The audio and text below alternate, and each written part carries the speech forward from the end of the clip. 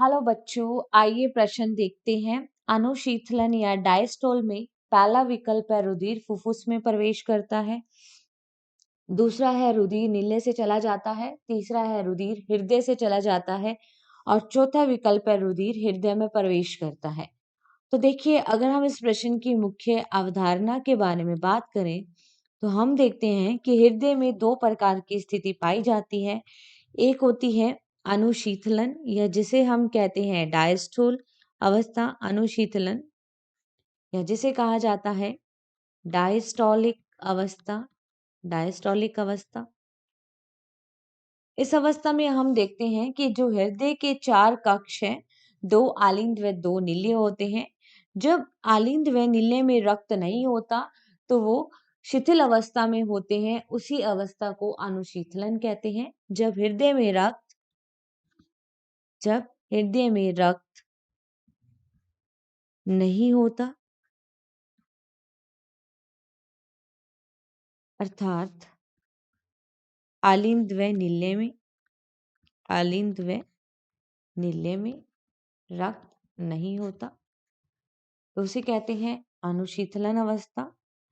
तो अब दूसरी जो अवस्था होती है उसे कहते हैं प्रकुंचन अवस्था या फिर जिसे कहा जाता है सिस्टोल अवस्था, सिस्टोल अवस्था। इसमें हम देखते हैं जब हृदय में रक्त होता है तो वो आलिंद व नीले की भित्ति पर दबाव डालता है, उसे कहते हैं प्रकुंचन की अवस्था। जब हृदय में रक्त होता है, हृदय में रक्त होना मतलब आलिंद व नीले में रक्त होना, तो उस समय भित्तियों पर दबाव लगता है, उसे ही प्रकुंचन या संकुचन की अवस्था या सिस्टोल अवस्था कहते हैं।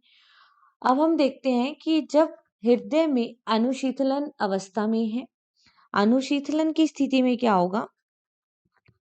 अनुशीतलन अवस्था में रक्त हृदय में प्रवेश करता है। रक्त क्या करेगा? हृदय में प्रवेश करता है। वह रक्त दाएं व बाएं आलिंद में जाता है, दाएं व बाएं आलिंद में जाएगा और आलिंद से रक्त किस में चला जाता है? नीले में चला जाता है। तो देखो यहाँ पे पहला विकल्प है कि रुधिर फुफ्फुस में प्रवेश करता है, फुफ्फुस में प्रवेश नहीं करेगा। जब नीले में परकुंचन की अवस्था होगी तो रक्त वाहिकाओं से होते हुए, जैसे कि दाएं नीले में रक्त जैसे ही आया तो वो संकुचन पैदा करेगा और वहां से रक्त फुफ्फुसीय धमनी से होते हुए फुफ्फुस में प्रवेश करेगा। रुधिर नीले से चला जाता है, ये भी नहीं होगा। रुधिर हृदय से चला नहीं जाएगा।